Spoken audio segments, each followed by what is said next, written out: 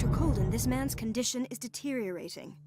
What says Dr. Fuller? It's his patient, after all. He's busy with Captain Fitzroy. He specifically asked us not to bother him when that's the case. Oh, of course. I'll see what I can do. Mr. Blake, can you hear me? I'm Dr. Colden. We'll take care of you. There's nothing we can do. I tried talking to him. He's catatonic.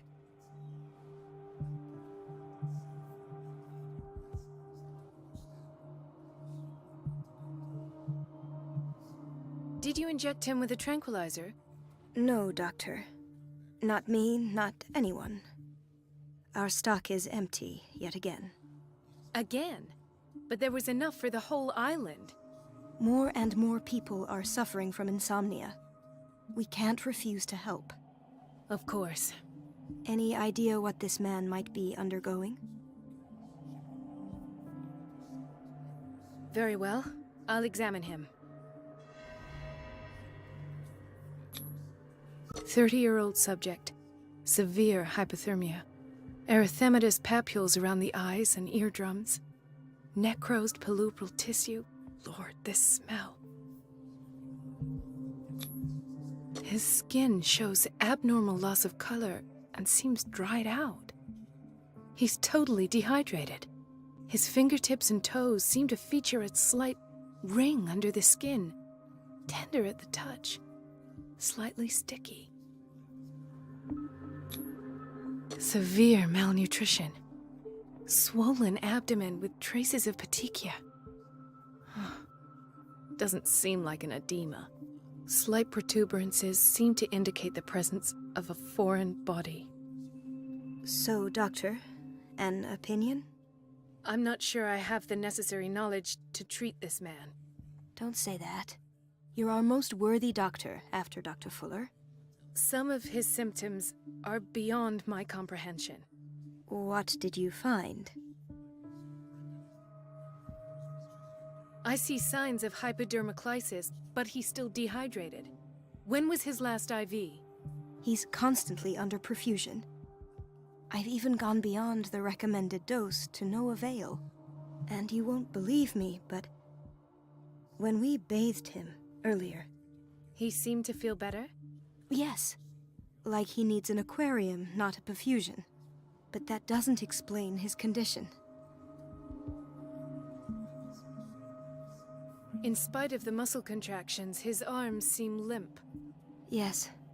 They can't have decalcified, not at this rate. And yet, if there is a bone in this arm, it's softer than that of a newborn baby. What about his cranium? It's soft at the touch. It does seem like the skull of a baby.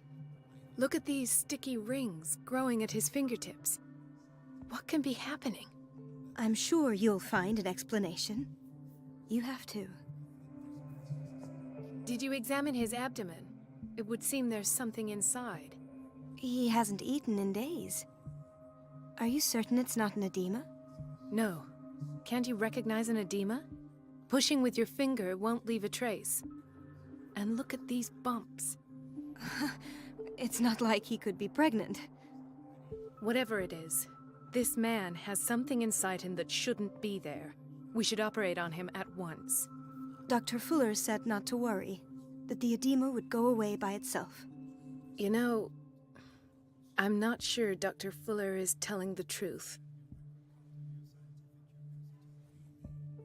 I almost don't believe it myself, but these symptoms are not those usually associated with the human species. What do you mean? Don't tell me you believe in extraterrestrials. No.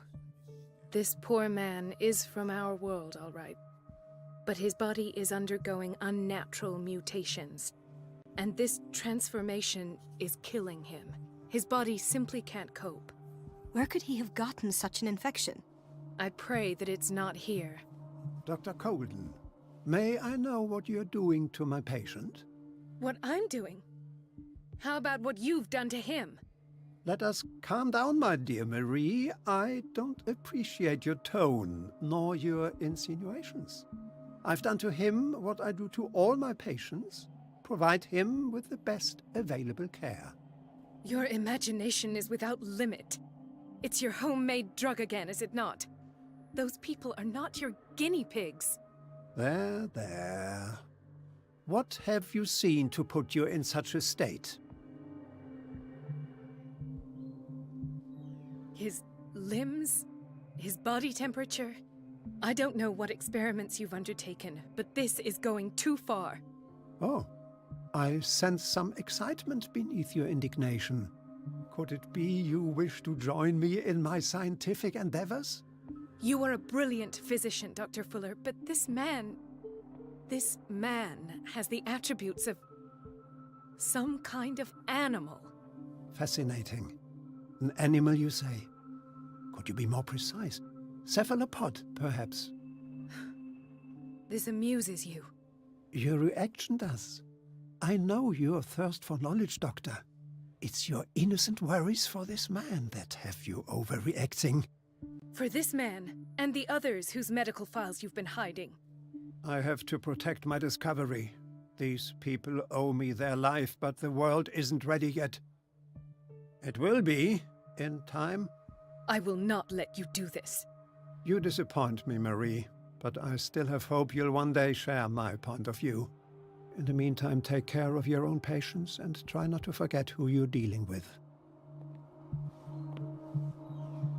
Was that a threat? What did he mean? It was a warning.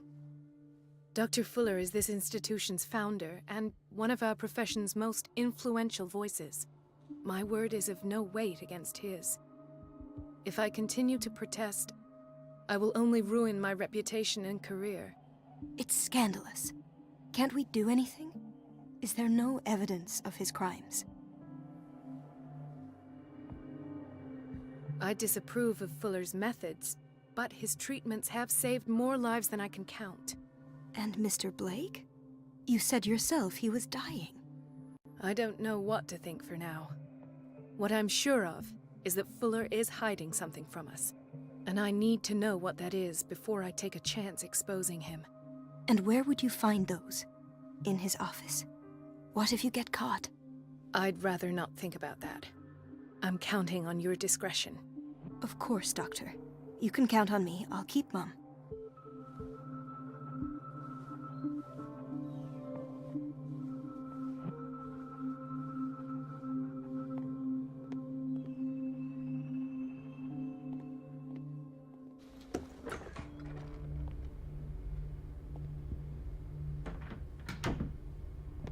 Everybody says it. She's a witch, an old hag. I didn't make this up. And I'm the one who pays.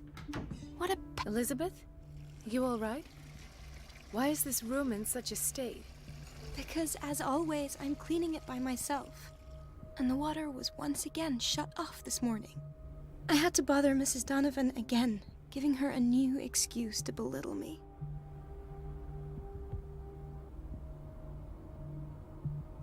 Do you really need Mrs. Donovan to open a valve? Why not ask the janitor? I can't make these decisions without her approval. Imagine if there were a leak. Anyhow, the boiler room is locked half the time. So every time the water gets shut off, I have to go and endure her reproach until she's settled the problem. I see. Courage, Elizabeth. Thank you, Doctor.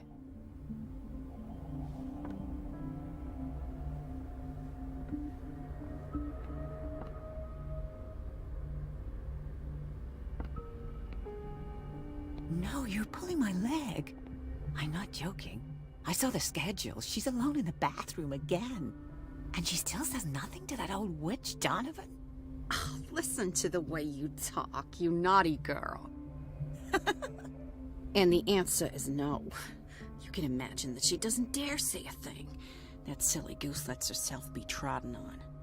Oh well, at least we won't have to clean for a while. And just wait and see the next time the water's cut off. It's a real show.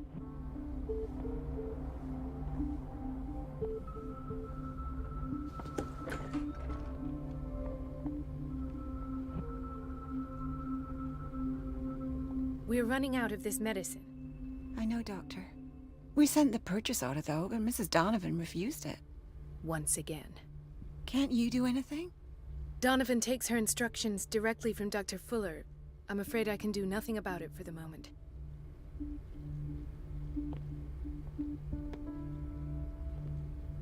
We've been waiting to be restocked for weeks.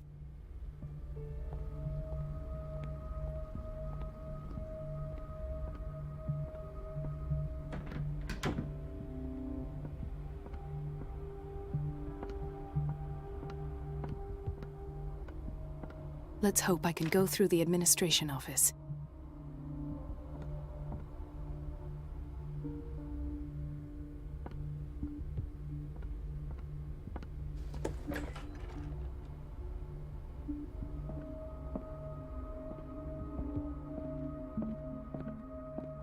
Wait a minute. Where do you think you're going? Dr. Colden. Mrs. Donovan. Nobody goes into Dr. Fuller's office. But rest assured, I'll tell him you came by. That won't be necessary. Thank you. I will tell him, nonetheless.